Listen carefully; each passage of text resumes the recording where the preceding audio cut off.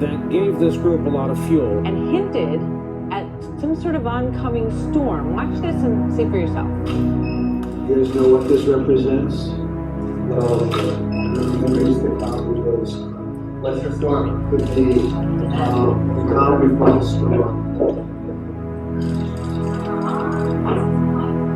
What storm is We have the world's great military people. I will tell you that. We have a great evening. Thank you all for coming. Thank you. What storm is it? You'll find out. I want to make it clear today that my administration will focus on ending the absolutely horrific practice of human trafficking. I've signed 9 pieces of bipartisan legislation aimed specifically at combating human trafficking domestically and around the globe. We're challenging foreign regimes that facilitate this horrible evil of sex trafficking. Jharkhand police has widened its probe into the sale of babies at Mother Teresa's Charitable Trust Ranchi branch. Cardinal George Pell, Vatican Treasurer, found guilty of child sex abuse. We are going to do everything in our power to make sure that traffickers are brought to a swift and firm justice. President Trump issued an executive order that seizes assets from individuals or companies involved on with CEOs, people at the top leaving like crazy. It's the highest total of CEO exits that we've recorded since we started tracking this number in 2002. Under Bill Gates stepping down, an epidemic, either naturally caused or intentionally caused, is the most likely thing to cause, say, 10 million excess. also has one of the largest, most established foundations on his own. Yeah. Why would they ever set up a charitable trust benefiting Jeffrey Epstein? Gates says, no relationship, nada, nothing. You report these two men met at least 6 visits to the mansion, seeing each other in Seattle, flying on Epstein's plane when we all know Bill Gates has his own $40 million.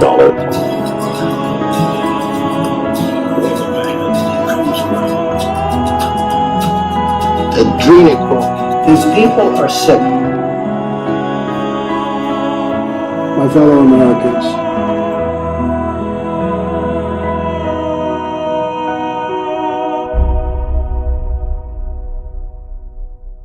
Hello les amis, j'espère que vous allez tous bien et que vous continuerez.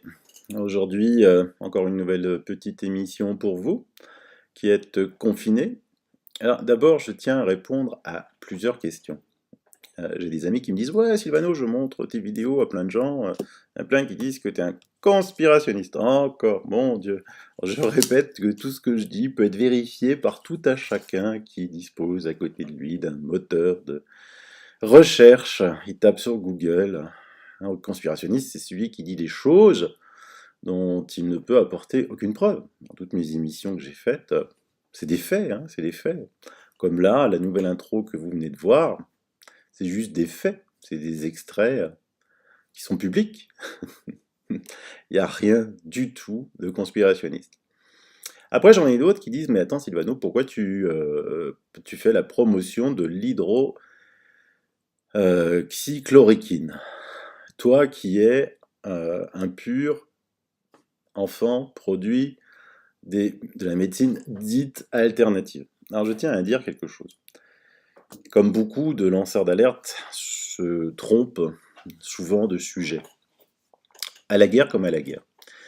Moi, mon corps, il n'a aucune crainte d'avoir ce virus, et même s'il l'a, il le combattra tout seul. Je ne prendrai rien, d'accord, c'est clair.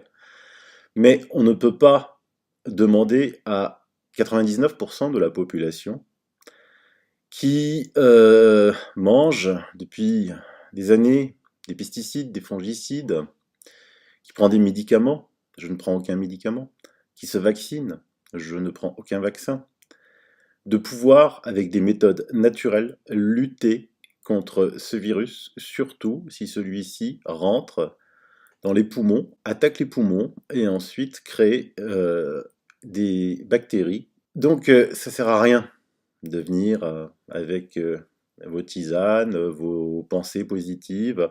Ces personnes-là ne savent pas ce que c'est, d'accord? Donc l'hydroxychloroquine, c'est quelque chose qui existe depuis de nombreuses années, où il y a des centaines de millions de personnes qui l'ont prise, et où il n'y a que très peu d'effets secondaires. D'accord? Sur ma chaîne, profitez-en pour regarder des émissions. Allez, je vous en mets quelques-unes là. La cure anti-cancer des docteurs Gerson Kelly. C'est pas une utopie, c'est des cliniques Gerson Kelly qui existent dans le monde. Voilà. La vitamine C, vous m'en parlez souvent. J'ai fait, vous voyez, il y a 2 ans, à peine avec 8900 vues, une émission sur le grand Linus Pauling, 2 fois prix Nobel, sur la vitamine C. Je fais des émissions sur les vaccins, des émissions sur des remèdes alternatifs, comme le chlorure de magnésium, des émissions sur la médecine chinoise, 5000 ans d'histoire, des remèdes simples, du charbon végétal, vous avez une gastro, adieu gastro en 2 heures, la machine qui guérissait le cancer de l'énorme Antoine Prioré, financé en partie avec des deniers publics à Bordeaux, dont Jean-Jacques Chaban-Delmas, l'ex-maire, était un grand fan. Voilà. Mais ça sert à rien de dire c'est conspirationniste. Non, il faut juste étudier un petit peu, comprendre que au-dessus de tout ça, il y a le lobby de la pharmacie, très très important. Le lobby de la pharmacie qui fait des marges considérables. Le lobby de la pharmacie qui possède aussi des sociétés autres que dans le domaine de la pharmacie, des sociétés phytosanitaires, des sociétés alimentaires, des sociétés cosmétiques, et qui fait à peu près ce qu'il veut. On est en train de le voir là, on est en train de le voir sur les plateaux de télé. Vous me racontez que en ce moment, Michel Siemès est remplacé par quelqu'un d'autre qui s'appelle Karine Lacombe, voilà, qui à peine arrivé déclare que ce qui se passe à Marseille est absolument scandaleux, c'est en dehors de toute démarche éthique. Ah oui, il sauve des gens, et partout dans le monde entier, on sauve des gens de la mort, mais c'est pas éthique. Hein. Et donc Karine Lacombe, infectiologue, sur le JT de 13h. Voilà. Donc là, nous avons par exemple Joachim Son-Forget qui dit « Vous devez, chers confrères, quand vous intervenez, déclarer vos conflits d'intérêts puisque vous avez touché de l'argent de AbbVie qui produit le Kaletra et du Gilead qui produit le Remdesivir, les 2 alternatives à l'hydroxychloroquine, cheap et non protégée. » Confère, ben ouais, il suffit de voir le cours de l'action de Gilead, là, elle a explosé. Sauf que je vous l'ai dit, j'ai déjà parlé dans mes anciennes émissions du Remdesivir, c'est un antiviral, et que les équipes du Dr Raoult ont démontré qu'il n'y avait quasiment plus aucune charge virale quand les patients étaient intubés parce que les poumons étaient pris par des bactéries. Donc mettre un antiviral, messieurs les journalistes, je me le répète, mais je ne cesserai de le répéter, regardez les contre-indications du Remdesivir. Où ont été faits les tests? Où ont été faits les tests éthiques dont parle Karine Lacombe sur le Remdesivir, sur ces personnes-là? Et puis là, nous avons sur Juan Branco qui a trouvé que voilà, le lien entre Karine Lacombe et Gilead Sciences qui produit le Remdesivir. Donc quand les gens... Qu'est-ce qu'il y a de conspirationniste à raconter ça? C'est juste des faits. D'accord? Moi, une fois, je voulais aller sur un plateau radio pour parler des vaccins. Et on m'a demandé si j'étais docteur. Non. Si j'étais biologiste. Non. Pharmacien. Non. Ok. Donc, on m'a dit, vous n'avez pas voix à la chapitre. Vous n'avez pas voix au chapitre. Vous pouvez pas en parler. Sauf que, quand vous êtes docteur, quand vous êtes pharmacien, que vous êtes en fonction, vous avez votre job, et que vous osez dire du mal de la vaccination, aïe aïe aïe, vous avez un avertissement, vous êtes sans doute rayé de l'ordre, vous n'avez plus le droit d'exercer, soit pendant une période X, soit définitivement. C'est pour ça que, bizarrement, quand les médecins osent dire du mal de la vaccination, ils sont déjà tous, le plus souvent, en retraite ou ont été exclus de l'ordre. De temps en temps, vous avez des petits phénomènes, style Didier Raoult, vous voyez, qui a écrit un livre, La vérité sur les vaccins, tout ce que vous devez savoir pour faire le bon choix. Et si on lit un rapide résumé de ce qu'il dit Être pro ou anti-vaccin n'a pas de sens. Merci, monsieur Raoult. La question à se poser, c'est quel vaccin est utile? Pour qui? Dans quelles circonstances? Or, savez-vous que 3 des 11 vaccins désormais obligatoires en France sont obsolètes dans ce pays? Que d'autres ne sont pas recommandés alors qu'ils préviennent des maladies graves? Que le vaccin contre la grippe, peu efficace chez les personnes âgées, devrait être au contraire distribué aux enfants? Quant à redouter les effets nocifs d'un vaccin, la seule attitude valable est d'évaluer le rapport risque-bénéfice pour choisir intelligemment, au lieu d'écouter les fabricants de peur, comme ce fut le cas pour le vaccin contre l'hépatite B, aujourd'hui lavé de tout soupçon. Ah ouais. Notre politique vaccinale est incohérente, dépassée et inefficace, affirme Didier Raoult, proposition à l'appui pour éviter des aberrations comme celle concernant la grippe aviaire et H1N1 pour regagner la confiance de la population. Peut-être pour ça qu'il n'est pas beaucoup aimé, notre cher Didier Raoult. Il ne faudrait pas qu'il prenne trop d'importance alors qu'il massacre les caisses de la vache à lait que représentent les vaccins pour les grandes firmes labo. Alors, vous avez été nombreux à m'envoyer, je crois que c'était hier soir, oui, c'était hier soir, un post néo-santé d'un toubib que je ne connaissais pas. Et donc, il dit quoi? Il dit un truc que je disais. Déjà, je suis content d'être en avance, toujours un petit peu. Il disait que la semaine dernière, il mentionnait déjà une étude américaine montrant que la vaccination antigrippale favorise les infections à coronavirus. Mais alors ça se sait depuis presque l'invention du vaccin antigrippe. Vous pouvez demander à n'importe quel toubib, vous vous faites vacciner contre la grippe, ça ouvre grand les portes pour tous les autres virus à infection respiratoire. C'est comme ça. Vous aussi, c'est pas conspirationniste, vous pouvez le chercher partout.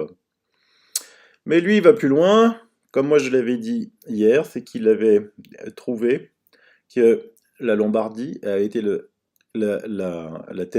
théâtre d'une grande campagne de vaccination contre les méningocoques, suite à une mini-épidémie de méningite bactérienne ayant impacté 6 personnes avec 2 décès. Les autorités régionales ont en effet décidé de vacciner massivement et gratuitement la population. En quelques semaines, plus de 3 000 personnes ont reçu le vaccin. Et donc, la vaccination était déjà en cours à l'automne 2019. Ce détail est essentiel parce que c'est aussi en automne qu'est apparue en Lombardie une étrange épidémie de pneumonie bizarre nécessitant des examens radiologiques spéciaux.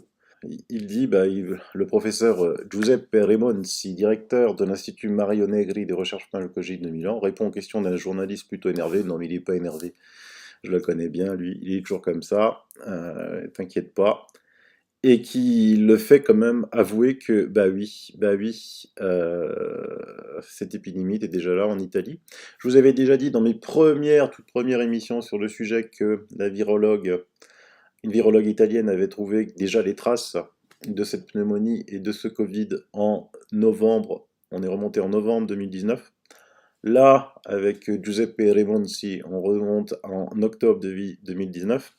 Donc évidemment, les Chinois sont fin fous parce qu'ils disent que, attends, mais si ça se trouve, c'est eux qui nous l'ont ramené. Et donc, là, on a au 31-10-2019, les vaccinations anti-méningocoques en région Lombardie. Ça a été le massacre de chez massacre en vaccination. Et là-dessus, on a rajouté le vaccin antigrippal. Allez, voilà! Alors hier, mon ami Massimo Mazzucco a invité sur Contro TV, vous savez que Massimo a ouvert une chaîne télé, je vous l'avais déjà dit, il a invité Stefano Montanari, qui est en Italie, bon, il est à la retraite bien sûr, mais c'est une sommité mondiale en termes de nanopathologie. Nanopathologie, ça vous dit quelque chose? Nanoparticules, nanopathologie, voilà. Il n'y a pas plus grand que lui. Alors évidemment, vous l'avez bien sûr trouvé sur les revues scientifiques, vous allez trouver ses travaux. Ailleurs, évidemment, c'est effacé parce que c'est un anti-vaccin farouche. Donc quand on est anti-vaccin farouche, on peut pas dire que le type il soit débile parce que on attend qu'il soit un peu sénile, un peu Alzheimer pour le dézinguer. D'abord, il est contre évidemment les vaccinations. Il est contre le confinement. Il dit que c'est pire que tout. Alors pourquoi il dit que c'est pire que tout? Il sait bien ce que c'est, puisque je l'avais aussi dit dans d'autres émissions, les pays où il y a une croissance affolante de la maladie, qui sont l'Espagne, la France et l'Italie, L'Italie, c'est affolant puisque c'est le premier pays qui a utilisé le confinement. Il dit que le virus, il est partout, faut pas croire. Hein. Vous fermez votre porte de maison, le virus, il rentre pas. Hein. Il rentre dans les cellules, donc vous pensez une maison. Et il dit que, en plus, il vit très bien sur le plastique. Donc quand vous allez faire vos courses et que vous avez la caissière qui prend vos aliments avec ses gants, et puis que ces aliments ils sont sous plastique, le virus il voyage allègrement bien. Être confiné à la maison psychologiquement c'est pas bon, et quand psychologiquement t'es pas bien, eh ben, tu attrapes des maladies. Là je vois déjà des gens qui commencent à craquer au bout d'une semaine de confinement. Moi, je vois des Italiens en train de craquer parce que eux, ça fait leur 3e semaine de confinement. On va aussi penser à eux. C'est peut-être pour ça qu'on déploie l'armée, pour calmer un petit peu ce qui peut se passer. Surtout que le gouvernement italien a promis des sous qui n'arrivent pas. Donc les types, ils travaillent plus, ils n'ont plus rien en poche et ils voient qu'ils n'ont plus rien à manger, pas plus grand-chose à manger dans les garde-manger. Donc il dit que c'est pas bon ce confinement-là, que ça sert à rien. Hein. Il dit, tu détériores ton terrain. Le terrain, c'est quoi? C'est la vieille histoire entre Antoine Béchamp et Louis Pasteur. Si vous voulez, il y avait un très grand scientifique à notre époque qui s'appelait Antoine Béchamp. Il a 4 noms de rues et de places, je le répète assez souvent dans mes émissions, mais peut-être pas pour les tous nouveaux abonnés. Il avait fait faire face à Louis Pasteur, qui était un pur charlatan. Et Béchamp disait Louis Pasteur, il a rien compris. Louis Pasteur, c'est le gars qui arrive sur un champ de bataille. Après la bataille, il voit des morts partout.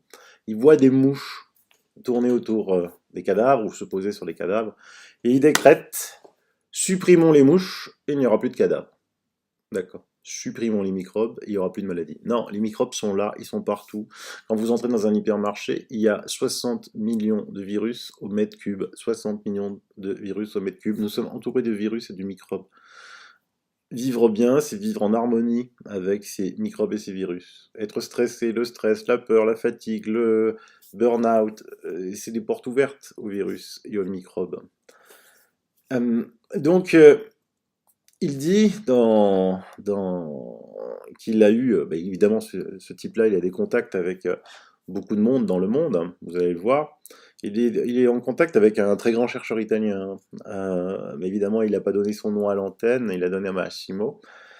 On ne peut pas le donner, parce que sinon l'ordre veille et puis il va se faire taper dessus, mais sachez que c'est vraiment un très grand monsieur, un des plus grands spécialistes au monde, dans le domaine, et il dit que les vastes campagnes de vaccination excessive contre la grippe et la méningite dans les régions d'Italie qui sont le plus touchées, ça se correspond.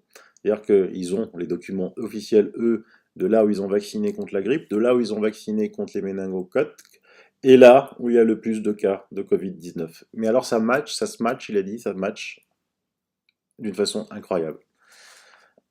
Et il lui a donné les vraies données, les vrais data, aux chiffres près, c'est juste affolant.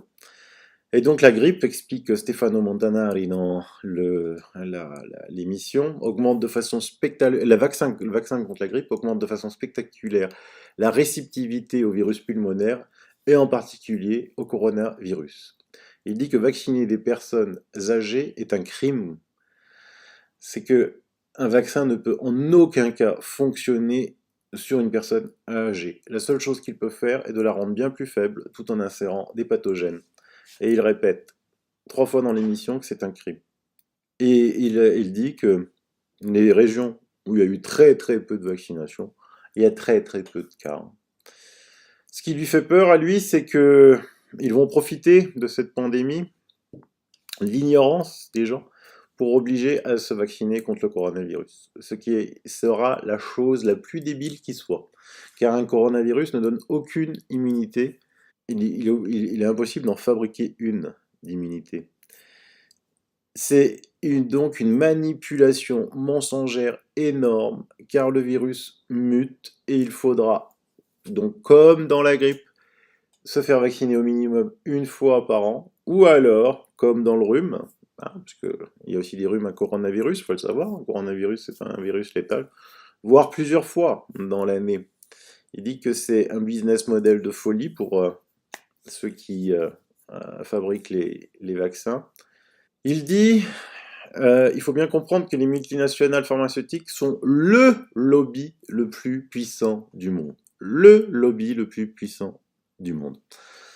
Il continue que il a raconté que quand Trump est arrivé au pouvoir, ayant un fils autiste, il était totalement opposé à la vaccination. Et demanda à Robert Kennedy, qui est de l'autre camp, démocrate, mais qui est en plus un ami personnel de Stefano Montanari, de s'occuper à arrêter l'hypervaccination et de faire la clarté sur le sujet de la vaccination. Et même Trump, devant la puissance colossale de ses lobbies, a dû faire un stop pour le moment. Il dit que tous les médias US sont financés à hauteur de 40% par la publicité émanant du secteur de la pharmacie. Donc vous comprenez maintenant pourquoi nous sommes censurés quand nous critiquons la vaccination et que le sujet ne peut même pas être abordé. Tu es anti-vaccination, tu es un crétin. On en débat, vous allez voir qui est les crétins. Je rappelle aussi que votre médecin qui vous soigne au quotidien, qui a dû faire 7, 8, 9 ans d'études, a fait 2 heures dans son cursus sur la vaccination. 2 heures, retenez ce chiffre, il a fait 2 heures. Donc il n'y connaît strictement rien à la vaccination. Il ne sait pas les produits qui sont la composition des vaccins, il ne sait pas du tout les interférences que ça peut provoquer, il n'y connaît rien. Parce qu'il a fait 2 heures, on lui a dit tu vaccines, voilà, là tu vaccines là tu vaccines là tu vaccines à tel et tel endroit, et puis c'est marre. Donc ils pensent, donc les types après ils sortent, ils ont fait 7 ans de médecine, ils disent ouais toi tu connais rien en vaccination, moi j'éclate n'importe quel médecin sur la vaccination, n'importe lequel, Michel CMS en premier, ça me ferait un grand plaisir. Les labos pharmaceutiques possèdent d'énormes sociétés dans les domaines autres que la pharmacie, comme je vous l'avais dit en introduction, dans le domaine des cosmétiques, dans les domaines de l'alimentaire, des produits phytosanitaires, pesticides, insecticides, engrais. Donc vous comprenez que quand vous achetez un journal, ils sont inondés de ces publicités. Le type, il croit acheter un médecin il croit acheter Top Santé, un magazine sur la santé, mais ça sert à rien. C'est ce que disent, c'est les plaquettes quasiment publicitaires des labos, quoi. Top Santé écrit un article comme quoi les vaccins, il faut pas se vacciner. La semaine suivante ou le mois suivant, je sais pas s'il est hebdomadaire ou mensuel, il n'existe plus. Il n'existe plus le magazine. Il est fermé. Les marges dégagées par les vaccins, continue Stefano Montanari, sont colossales, car il n'y a presque aucun contrôle, aucune expérimentation. D'ailleurs, les expérimentations seraient impossibles à faire. Ils ne sont même pas obligés de dire comment ils les fabriquent, et la cerise sur le gâteau. Pour vous expliquer cela, c'est Emmanuel Macron, il arrive au pouvoir, donc il nomme qui, ministre de la Santé? Quelqu'un qui vient des labos, Agnès Buzyn, mariée en plus au directeur de l'INSERM, complètement financé par les labos. Et donc une des premières mesures qu'il a prises, Emmanuel Macron, c'est quoi? C'est de porter de 3 à 11 les vaccins obligatoires. Ah oui, c'était une urgence sanitaire hallucinante, hein. On était tous en train de mourir, les enfants, là. Donc voilà, il renvoie l'ascenseur, et puis en plus, cerise sur le gâteau, une loi est promulguée, ne rendant pas les fabricants de vaccins responsables de quoi que ce soit. En gros, on va schématiser un truc choquant, vous faites un vaccin à un bébé, il meurt, vous ne pouvez pas traduire en justice le laboratoire qui a fabriqué le vaccin, il n'y a aucune responsabilité, ni civile, ni pénale, c'est dans la loi, vous là aussi, c'est pas de conspirationniste, vous pouvez demander à un ami avocat si vous voulez. Robert Kennedy, qui a continué donc son étude, a démontré devant les tribunaux US, et là aussi vous le trouvez dans Google, qu'en 33 ans, il n'y a eu aucun contrôle. Aucun contrôle. C'est-à-dire on ne sait pas si le vaccin il est bon, mauvais, létal, tué, s'il donne l'autisme. On vous dit, ah non, mais il ne crée pas d'autisme. Ah oui, d'accord, qu'est-ce que tu en sais, tu as une preuve? Non, j'ai aucune preuve. Et pendant ce temps-là, en France, on nous embête sur les soi-disant effets secondaires de l'hydroxychloroquine, qui, médicament, a été pris par des centaines de millions de personnes dont on connaît parfaitement tous les effets secondaires. Vous comprenez maintenant? Vous commencez à comprendre? Quoique, on vient d'apprendre que Olivier Véran, bien sûr, sous la pression, je vous l'ai dit, de toute façon, il ne faut rien lâcher, parce que devant la pression énorme qui s'est abattue contre cette décision stupide d'interdire l'hydroxychloroquine, on vient qu'elle va pouvoir être administrée au traitement du Covid-19. Il serait temps, on a perdu un temps de fou. Les gens vont avoir des morts sur la conscience, et tous ceux qui ont dit du mal de ça vont avoir des morts sur la conscience. Il va falloir faire quelque chose. Vous avez aussi été nombreux à m'envoyer un blog de Dreuze, non, c'est sur Dreuze Info, pardon, une étude faite par Jean-Patrick Gromberg, qui dit, bah voilà, il a un petit peu enquêté, parce qu'il s'est dit, tiens, bah, si la chloroquine est bonne, il prend des pays où la chloroquine est administrée. Vous savez que dans mes témoignages, j'ai vu que je vous ai dit qu'il y a des gens qui en prenaient quasiment tous les jours quand ils sont dans ces pays-là. Donc Afghanistan, bon, c'est pas très... Mais l'Angola, par exemple, on va prendre l'Angola, parce que là, c'est bien précis. 2 cas de coronavirus, 0 mort. Franchement, pour un pays grand comme l'Angola, c'est juste hallucinant. Bangladesh, 33 cas, 3 morts. C'est quand même extrêmement faible, hein, extrêmement faible. Après, en plus, quand on sait dans les études italiennes que les gens qui meurent sont âgés et atteints d'autres pathologies, 99,2% avaient des pathologies, c'est quand même un pays de 167 millions d'habitants. Bénin, 2 cas. 2 cas. Togo, 18 cas. Ghana, 24 cas. Côte d'Ivoire, 25 cas. Burkina Faso, 99 cas. Mali, 0. Niger, 2 cas. Nigeria, 36 cas. C'est énorme, c'est énorme, c'est juste énorme. C'est des chiffres, c'est peu, quoi. Donc, bah, je vous le mets dans les liens. Donc, comme ça, si vous avez envie de lire. Sinon, ben, écoutez, ben, y a eu le discours hier du président Macron. Moi, je l'ai pas entendu, je l'ai pas regardé. J'ai juste entendu ce matin. Il allait augmenter le seuil des rémunérations des heures supplémentaires. Ce qui sert strictement à rien, puisque de toute façon, personne dans le domaine médical, ces heures supplémentaires ne sont pas payées. Donc voilà, encore un mensonge assez hallucinant, quoi. Je vais augmenter la tarification des heures supplémentaires. C'est pas payé. Ils sont obligés de prendre en récup. Ce matin aussi, un truc assez extraordinaire. Tous les syndicats, je sais pas si ça sera public, hein, je sais pas si c'est déjà fait, si ça se trouve. Tous les syndicats ont envoyé une lettre, vous voyez ici, à Emmanuel Macron. Donc en fait, en gros, qu'est-ce qu'ils disent? Que c'est les fédérations hospitalières, les professionnels libéraux de santé, les syndicats médicaux, vous ont alerté sur les difficultés d'approvisionnement en masques. Et dans un contexte d'état d'urgence sanitaire, les réponses apportées ne sont pas à la hauteur de la gravité des enjeux, malgré notre alerte depuis plusieurs semaines. Les nouvelles dispositions mises en place sont insuffisantes. Nous dénonçons la lenteur de l'approvisionnement en masques et la quantité insuffisante de matériel de protection pour les professionnels. Le mode de distribution par les biais des GHT est inadapté et inefficace. En outre, il manque des approvisionnements ultra critiques dans des structures non approvisionnées, centres de radiothérapie, centres d'imagerie, blabla. On va pas tous les faire.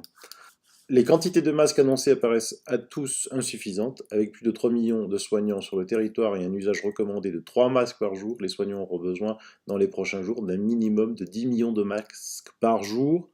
Hier, je vous annonçais le chiffre de 14 millions. J'étais un peu trop généreux. FFP2 et chirurgicaux. Cela sans compter les besoins des forces de sécurité, des commerçants de proximité et de nos concitoyens. Ah bah si, je m'étais pas trompé, bah oui, vous voyez, si on rajoute tout ça, on est peut-être même plus que 14 millions. Il y a d'une impérieuse nécessité de santé publique de permettre l'approvisionnement en masques de notre pays. Pour ce faire, le recours à l'importation de dispositifs issus des filières étrangères doit être amplifié si nous voulons nous mettre en situation de freiner la pandémie. Il y a des fabricants de masques. Il n'y a pas le logo CE. Ah oui, les technocrates européens, ils n'ont pas été vérifiés si c'est bien ce masque. Et donc on ne peut pas. Bah écoutez, franchement, il y en a plein d'autres pays qui l'utilisent sans le logo CE, les États-Unis, la Chine, ça marche quoi. Mais on va dire qu'on va lancer des tests de la CE qui vont durer 2 mois, non? Donc, ah ben voilà, c'est là. C'est la raison pour laquelle nous demandons que puissent être prises toutes les mesures de nature à permettre l'entrée sur le territoire, en levant sans délai les obligations de marque HCE pour les importations. dès lors que les produits sont estampillés des marquages internationalement reconnus, autres que celui européen, en levant toutes les contraintes douanières, en levant toute limitation de nom, en supprimant les menaces de réquisition de ce dispositif, parce qu'il y a plein de gens qui en ont commandé, ce sont les douanes qui les ont confisqués. Voilà, on en est dans ce pays, les douanes confisquent les masques, on ne sait pas après où ils vont. De plus, le maintien du principe de la réquisition des importations au-delà d'un seuil, comme issu du décret de 20 mars 2020, engendrera une orientation de cette production vers les stocks d'État et leur inscription dans les circuits de distribution incompatibles avec les besoins du terrain. Voilà, en fait, c'est juste hallucinant, c'est un scandale. C'est un scandale, cette histoire de masque. Là aussi, il faudra enquêter. Il faudra poursuivre en justice, parce que c'est pas possible d'être dans un état de délabrement ainsi. Donc vous voyez que ça a été signé par tous les présidents de tous les syndicats. Alors le Jean-Paul Hamon, là, lui me fait rire. Alors lui, sur les plateaux télé, il tapait sur le manque de masques. Ensuite, il tapait sur tout le monde parce qu'il avait eu le Covid. Il s'est auto-guéri tout seul en s'administrant l'hydroxychloroquine. Et puis après, il vient dire sur le plateau, oui, mais c'est vrai, attends, Raoult, il a pas fait son boulot, il a pas fait les vrais tests, il faut attendre. Attends, mais c'est dingue, quoi. Le mec, il est tout bide. La première chose qu'il fait, oh putain, j'ai eu le Covid, je vais prendre le truc de Raoult, et une fois qu'il est guéri, il dit, oh ouais, mais il faut pas. Non, mais attends, c'est dingue. En parlant, tiens, les marins-pompiers de Marseille aident à monter des tentes devant l'IHU de Marseille. Ils viennent donner un coup de main, c'est assez sympa. Là, j'ai par exemple le PDG de TA Équipement qui dit « Je suis très déçu de notre politique, l'importation de masques PD ou autres sont interdits à l'importation, produits réquisitionnés par la douane, pourquoi ?» LVMH a signé un accord avec Macro, alors je ne sais pas si vous voulez dire Macro ou Macron, peut-être pour être le seul distributeur France. Je ne peux même pas aider mes clients à suivre. Donc les gars, faites-moi une enquête là-dessus, vous avez le temps, moi j'ai d'autres choses à m'occuper. LVMH signe un accord de qui pour être le seul distributeur en France? Parce que LVMH a l'habitude d'avoir des marges assez extraordinaires. Ils disent « Oh merde, les Chinois m'achètent plus mes sacs à 5000 €. Il faudra que je me fasse de l'argent ailleurs. » Ce serait bien qu'on enquête. Allez, je vous laisse enquêter sur ça. Et puis voilà, chaque jour qui passe, je voudrais faire aussi un truc sur pourquoi les gens se sont arrêtés de travailler, quoi. Je vous montre une vidéo. Pourquoi il est à l'arrêt? Je sais pas. Les gens, ils travaillaient dehors, ils étaient bien. Ils étaient pas nombreux, hein. Il n'y avait pas 10 000 et des 100. On dit, ah, mais c'est parce que quand ils vont dans la petite baraque verte, là, vous voyez, ils sont confinés. Oh, mais j'aurais rigolé, quoi. Et ils sont obligés, je sais pas combien ils étaient sur ce chantier, 3-4, ils sont obligés d'y aller tous en même temps, on peut pas laisser les portes ouvertes. Donc si on peut pas aller dans cette petite baraque verte à 2-3-4, il faut pas rentrer dans un hypermarché. Hein. C'est quoi ce truc? C'est quoi ce truc? On met la France à genoux tranquille, et puis voilà, les autres chantiers derrière. Fermés aussi, on ne sait pas bien pourquoi. C'est un truc qui me dépasse, je comprends pas. Tout le monde s'est arrêté de travailler, je comprends pas. C'est pas interdit de travailler. Alors, faut pas croire que en étant dehors, vous avez il y a plus de risques d'attraper le virus qu'en étant dedans. Ça, c'est des conneries, mais fondamentales, incroyables, hallucinants. Allez en plein air, hein. Enfin, je sais pas, là, vous avez bien vu ce chantier, là. Les mecs, ils bossaient à 3-4 à l'extérieur. Alors, les mecs du bâtiment disent « Ah oui, mais d'accord, mais quand ils sont dans la baraque tous ensemble, on sait pas comment les protéger. » Ils y vont pas tous ensemble. C'est écrit que l'accès à la baraque, c'est à la queue leu-leu, chacun son tour pour, je sais pas moi, aller manger. Parce que dans ce cas-là, faut fermer tous les magasins. Faut fermer les hypermarchés, faut fermer les supérettes, faut tous les fermer. Donc il faut vraiment, c'est un truc de fou. Là, je l'ai déjà expliqué dans ma vidéo au travail, certains n'ont pas bien compris, mais ce qui va se passer, ça sera pire que le Covid. Hein. Ça sera vraiment pire quand la France sera à genoux économiquement parce que les gens ils sont restés chez eux, ils n'ont pas été bossés. Macron, il n'a pas dit de ne pas aller bosser. Donc il n'y a aucun risque, il n'y a franchement aucun risque. Moi je sais pas, je comprends pas. Je vois des gens qui font des queues énormes, c'est quasiment des queues de 500 mètres, quoi, devant des hypermarchés, devant des supermarchés, à la queue leu-leu, ils attendent qu'il y ait un chariot qui sort, pour pas être à je sais plus combien, alors je sais pas si c'est 20, 30, 40, 50, 100, ça dépend, je sais pas, je me suis jamais intéressé à ça. Donc je sais pas, je comprends pas, franchement je ne comprends pas, Sinon, dans le style, il y a encore toujours un truc qui cloche, hein, parce que Il y a des hôpitaux et on construit. Hein, donc là, l'armée vient de montrer sa puissance extraordinaire de monter une tente en 5 jours à l'hôpital de Mulhouse. Mais il y a toujours des places. Hein. Je reçois toujours des témoignages, je peux pas tous les mettre, je vais pas vous embêter avec ça, mais on va en lire un. Bonjour Sylvano, ma cousine, médecin à l'hôpital Nord de Marseille, me dit qu'on ne leur a transféré aucun patient. Jusqu'à ce jour, ils ne sont absolument pas saturés ni en réanimation, ni dans les autres services. Pourquoi nous a-t-on dit qu'à Mulhouse, on avait dû débrancher et laisser mourir des personnes pour en sauver d'autres? Une amie qui est allée au CHU de Strasbourg, 120 km de Mulhouse, a eu les mêmes informations. Disponibilité des services pour accueillir des personnes atteintes. 2 hôpitaux militaires que j'ai appelés pour savoir s'ils pouvaient accueillir un malade grave en provenance d'un hôpital de province où ils n'appliquaient pas le protocole du professeur Raoult, ont dit qu'il n'y avait pas de problème, qu'ils avaient de la place dans leur service. Puisque de nombreux hôpitaux sont parfaitement disponibles et inutilisés, pourquoi nous dit-on que quelques rares hôpitaux sont saturés et doivent faire des choix entre sauver telle ou telle personne? Est-ce faux, ou alors pour affoler les gens? Ou bien est-ce vrai, ce qui serait encore plus grave? Est-ce que tes contacts dans le corps médical pourraient passer quelques coups de fil aux hôpitaux publics, militaires et privés pour connaître la situation? Nous devrions être des centaines à appeler tous les hôpitaux publics, hôpitaux militaires et privés de France pour demander la disponibilité des réanimations des services, blablabla. La Belgique diffuse tous les jours le nombre total de lits en réanimation et le nombre de lits occupés. Exigeons qu'il en soit de même en France. Poussons le gouvernement à la transparence, seul moyen de sauver des vies et sortir rapidement du confinement et donc sauver l'économie. Quel commentaire fort à propos, fort judicieux, fort intelligent. Moi, je ne peux que répéter qu'il y a des places en hôpitaux privés, en cliniques privées sur la région Alsace. Il y en a ailleurs. Hier, finalement, les journalistes ont osé poser la question. Hein. On a dit oui, mais on veut garder ça pour le reste. Ah bon? Bah, je sais pas, moi j'ai un ami là, non pas un ami, un collaborateur qui a une rage dedans. L'ami c'est autre chose.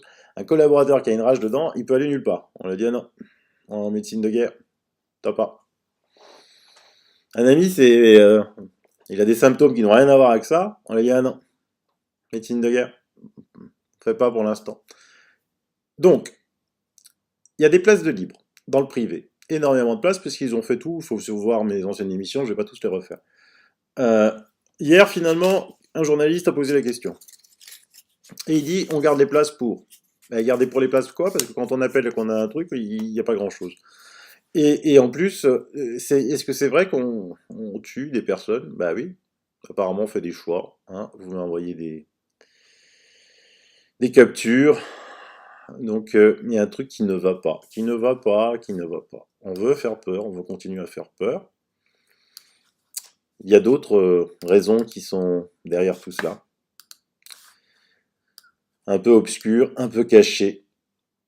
Mais vous les comprendrez avec mon film de fin qui est la même que mon film de début. Je vous mets dans les liens si vous voulez aller plus loin. J'avais posté dans ma communauté un sondage, vous avez été nombreux à y répondre. Je ne peux pas m'éperpiller partout. D'autres chaînes font ça très bien. Je vous les mets. Revo Society et Alexandre Breton. Voilà, pour ceux qui veulent savoir l'autre côté du miroir. Je militais à ça parce que déjà moi, qui ne fais que compiler des articles de journaux et de presse, je suis traité de conspirationniste. Alors imaginez eux, quoi. C'est juste hallucinant. Voilà, je vous laisse. À demain ou après-demain. Je vous fais des bisous. Bye bye. That gave this group a lot of fuel. And hinted at some sort of oncoming storm. Watch this and see for yourself. You guys know what this represents? What's the storm? Could be the calm before the storm.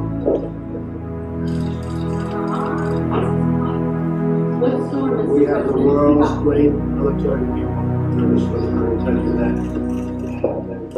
We have a great evening. Thank you all for coming. Thank you. What storm is the You'll find out.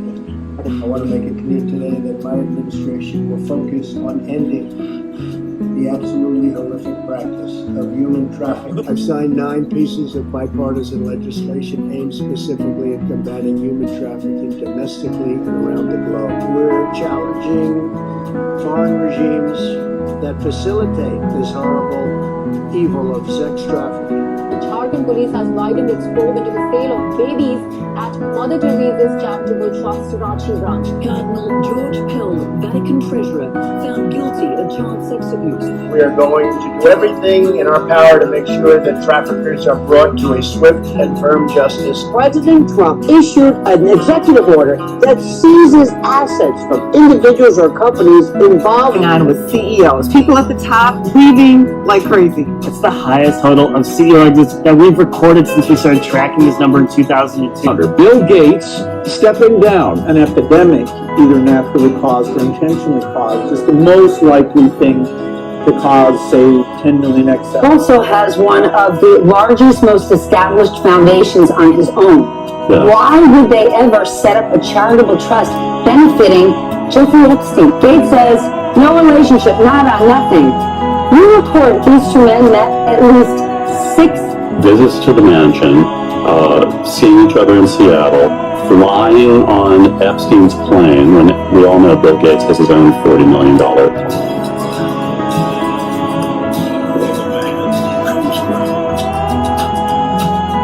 Adrenochrome. These people are sick.